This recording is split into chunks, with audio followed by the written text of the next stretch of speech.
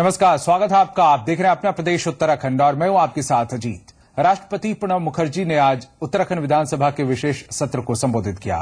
इस दौरान राष्ट्रपति ने कहा कि इस साल केदारनाथ यात्रा समय पर शुरू हुई, जिसके लिए उत्तराखंड सरकार बधाई की पात्र है। उन्होंने कहा कि राज्य बनने के बाद उत्तराखंड में लगातार विकास हो रहा है। राज्य की जीडीपी 10% की रफ्तार से बढ़ रही है। उन्होंने कहा कि राज्य में बीपीएल परिवारों की संख्या में कमी आई है। राष्ट्रपति ने कहा कि उत्तराखंड में वन क्षेत्र भी लगातार बढ़ रहा है, जो प्रकृति के लिहाज से काफी अच्छा है। इसके साथ ही उन्होंने प्रदेश में शिक्षा व्यवस्था की तारीफ भी की।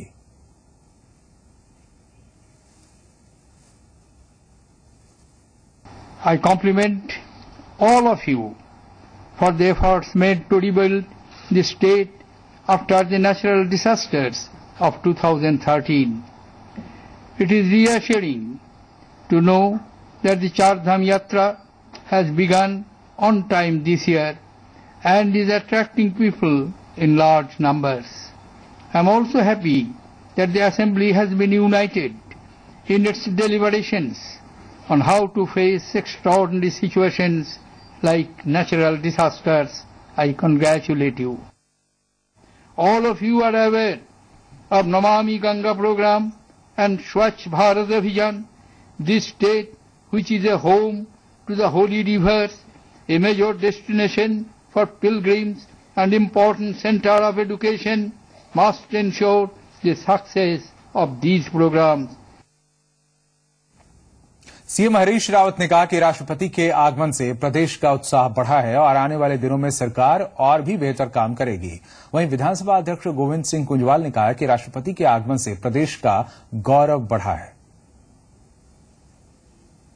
उनका आगमन हमारे लिए बहुत प्रेरक रहा है और सब विधायकगण और सारा राज्य अपने को उत्साहित महसूस कर रहा है। उस संबोधन से बहुत उत्साहित महसूस कर रहा हूं। उन्होंने कहा कि उत्तराखंड तेजी से तरक्की करते हुए राज्यों में से है। अपने छोटे आकार और बहुत सारी विविधताओं और बहुत सारी चुनौतियों के बावजूद राज्य अच्छा कर रहा है और हम वादा करते हैं कि हम और अच्छा करेंगे और बेहतर करेंगे। उनको फिर बुलाया आपने, निमंत्रण कहीं? हाँ, मैंने कहा कि गंगा आरती के लिए और केदारनाथ के दर्शनों के लिए आइए। सभी ने उनको आमंत्रित किया। पक्ष भी देश के सबसे संवैधानिक ऊंचे पद पर आसीन महामहिम राष्ट्रपति जी यहाँ पर पहुंचे हैं और उन्होंने हमको संबोधित किया है और ये बहुत ही हम सबके लिए गौरवान्वित विषय है और मैं समझता हूँ इसका लाभ निश्चित रूप से प्रदेश के जनप्रतिनिधियों को मिलेगा। केदारनाथ धाम की यात्रा पर आने वाले श्रद्धालुओं को अब खाने और ठहरने के लिए जेब थोड़ी और ढीली करनी पड़ेगी, क्योंकि मार्ग में रहने और खाने के दामों में इजाफा कर दिया गया है। देखिए रिपोर्ट।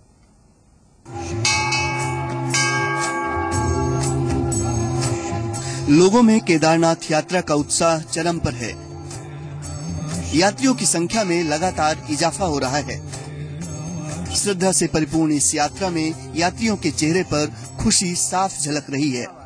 बहुत सुंदर व्यवस्थाएं हैं, बहुत सुंदर धाम है महाराज। एक बार जीवन में केदारनाथ के दर्शन अवश्य करने चाहिए। इसी से ही शिव की प्राप्ति है, मोक्ष की प्राप्ति है। लेकिन खुशी के इस माहौल में आपको थोड़ी टेंशन देने वाली खबर है। केदारनाथ यात्रा के लिए अब आपको जेब थोड़ी और ढीली करनी पड़ेगी। यात्रा के अलग अलग पड़ावों पर खाने और ठहरने के लिए यात्रियों को अब पहले से ज्यादा रकम चुकानी होगी।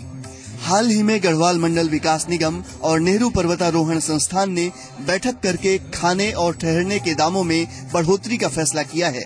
अधिकारियों के मुताबिक लागत की भरपाई न होने के चलते ये कदम उठाया गया है।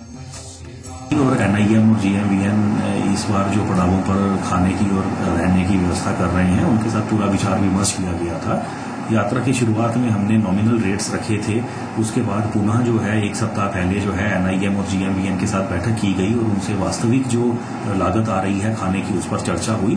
तो ये प्रथम वृद्धि प्रशासन द्वारा इसमें दरों में की गई है और इसमें जो है ये बिल्कुल यात्रियों के हित का और साथ साथ में राजस्व हित दोनों को देखा जा रहा है। दरअसल गौरीकुंड से केदारनाथ तक सरकार ने यात्रियों के लिए खाने और रात में ठहरने की व्यवस्था की है। इस मार्ग पर पहले जहां नाश्ते के सिर्फ 30 रुपए लगते थे, वहीं अब नाश्ते का दाम बढ़ाकर 40 रुपए कर दिया गया है। दोपहर और रात के भोजन का दाम 40 रुपए से बढ़ाकर 70 रुपए किया गया है, तो वहीं एक रात टेंट में गुजारने के लिए प्रति व्यक्ति 50 रुपए के बदले 100 रुपए देने होंगे, जबकि हट के लिए 150 रुपए के बदले 300 रुपए देने होंगे। वहीं यात्रा मार्ग पर गौरीकुंड, भीमबली और जंगल चट्टी में भोजन का रेट थोड़ा कम है। यहाँ नाश्ते के 35 रुपए तो खाने के 60 रुपए यात्रियों को देने होंगे। आपदा के बाद प्रदेश की अर्थव्यवस्था पूरी तरह लड़खड़ा गई थी। पर्यटकों की संख्या में भी भारी गिरावट हुई थी। ऐसे में इस बार 4 धाम यात्रा से स्थानीय लोगों के साथ साथ सरकार को भी काफी उम्मीदें हैं।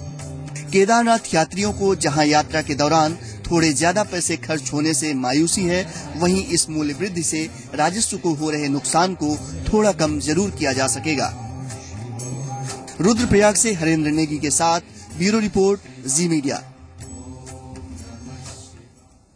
उत्तराखंड प्रदूषण नियंत्रण बोर्ड ने गंगा में गंदगी फैलाने वाले होटल्स और उद्योगों को कारण बताओ नोटिस जारी किया है। भेल और पेयजल निगम से भी जवाब मांगा गया है। नेशनल ग्रीन ट्रिब्यूनल के आदेश पर गंगा में गंदगी फैलाने वाले हरिद्वार और ऋषिकेश के होटलों और आश्रमों की जांच की गई थी। इसके बाद प्रदूषण नियंत्रण बोर्ड ने यह आदेश जारी किया है।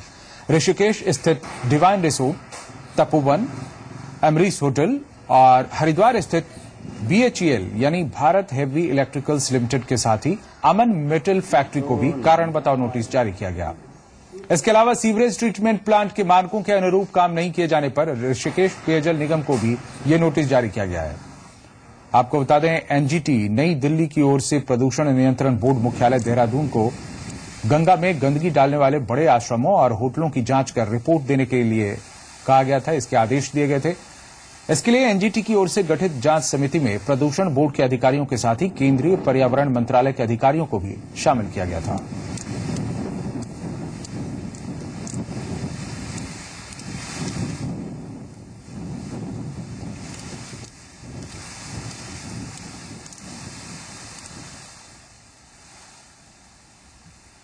ये जो NGT के ऑर्डर के क्रम में हमने विजिट किया था, जिसकी वजह हरिद्वार में आश्रमों, होटलों और कुछ उद्योगों का, इनमें से 4 होटल उद्योगों को और 2 इंडस्ट्रियों को हमारे द्वारा जल प्रदूषण नियंत्रण अधिनियम की धारा 33A के अकॉर्डिंग उनको कारण बताओ नोटिस जारी किया है। माननीय NGT के आदेश क्रम में हम लोगों ने विजिट किया था उसका, और उसी के पश्चात जो कमियां पाई गई उसी के परिप्रेक्ष्य में उनको कारण बताओ नोटिस जारी किया गया। किसी के द्वारा पानी का बाईपास किया जा रहा था, किसी के द्वारा जो अपने परिसर में जो सीवेज ट्रीटमेंट प्लांट की स्थापना की गई थी वो संचालन में नहीं पाया गया, और कुछ होटल ऐसे थे जिन्होंने प्रदूषण नियंत्रण बोर्ड से अनापत्ति प्रमाण पत्र नहीं लिया था।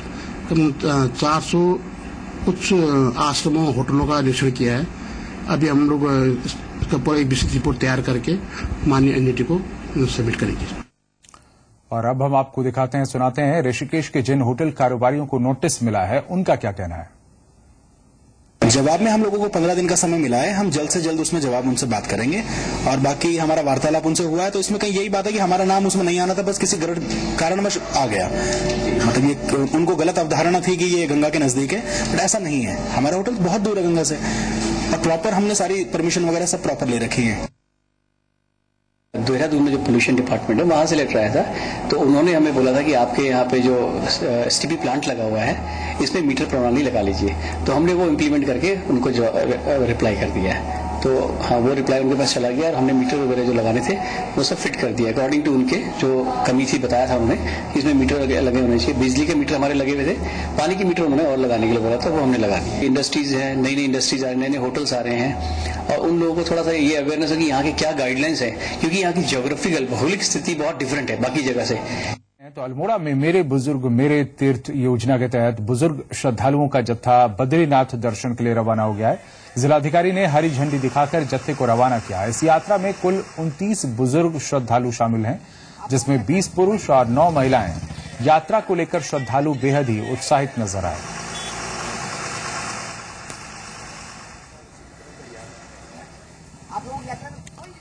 और उधर पिथौरागढ़ में भी मेरे बुजुर्ग मेरे तीर्थ योजना के तहत पहला जत्था रवाना हो गया है। इस जत्थे में कुल 40 बुजुर्ग श्रद्धालु हैं जो यमुनोत्री, गंगोत्री, केदारनाथ और बद्रीनाथ के दर्शन करेंगे।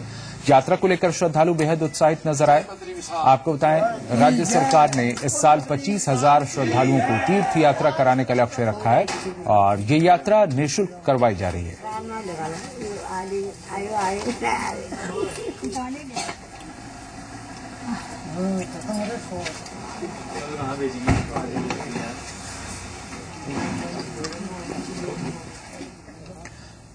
इधर सोमवती अमावस्या के मौके पर हरिद्वार और ऋषिकेश में गंगा स्नान के लिए श्रद्धालुओं का तांता लगा रहा। पहली तस्वीर हम आपको दिखा रहे हैं हरिद्वार की, जहां सुबह से ही हर की पैड़ी समेत अन्य घाटों पर बड़ी संख्या में श्रद्धालु यहां पहुंचे। श्रद्धालुओं का जमावड़ा लगा। गंगा में स्नान करने के लिए दूर दराज से श्रद्धालु हरिद्वार पहुंचे। श्रद्धालुओं की संख्या को देखते हुए सुरक्षा के कड़े इंतजाम किए गए। वहीं दूसरी तस्वीर तीर्थनगर ऋषिकेश की है, जहां त्रिवेणी घाट पर गंगा स्नान के लिए श्रद्धालुओं की भारी भीड़ जुटी रही। ऐसी मान्यता है कि सोमवती अमावस्या के दिन गंगा में स्नान करने से पुण्य की प्राप्ति होती है और पितरों को भी मुक्ति मिलती है।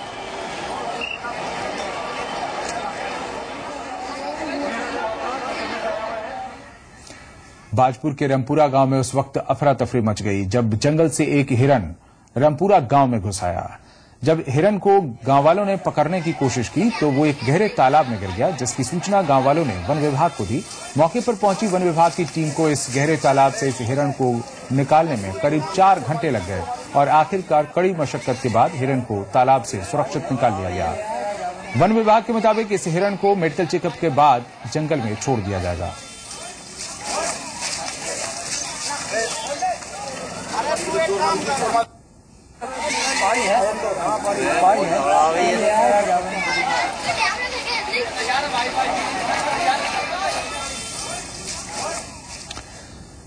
उत्तरकाशी के लंबगांव मोटर मार्ग की हालत बदहाल बनी हुई है, जिससे लोगों को काफी मुश्किलें हो रही हैं। दरअसल 1913 में आई बाढ़ में इस मोटर मार्ग का कुछ हिस्सा ध्वस्त हो गया था, जिसके बाद मोटर मार्ग को दुरुस्त कराने के लिए लोक निर्माण विभाग को 12 लाख रुपयों की धनराशि दी गई थी। इसके बावजूद ये मार्ग दुरुस्त नहीं हो पाया। स्थानीय लोगों के मुताबिक वे कई बार जिला प्रशासन से सड़क की हालत सुधारने की मांग कर चुके हैं, लेकिन नतीजा इसका सिफर ही रहा।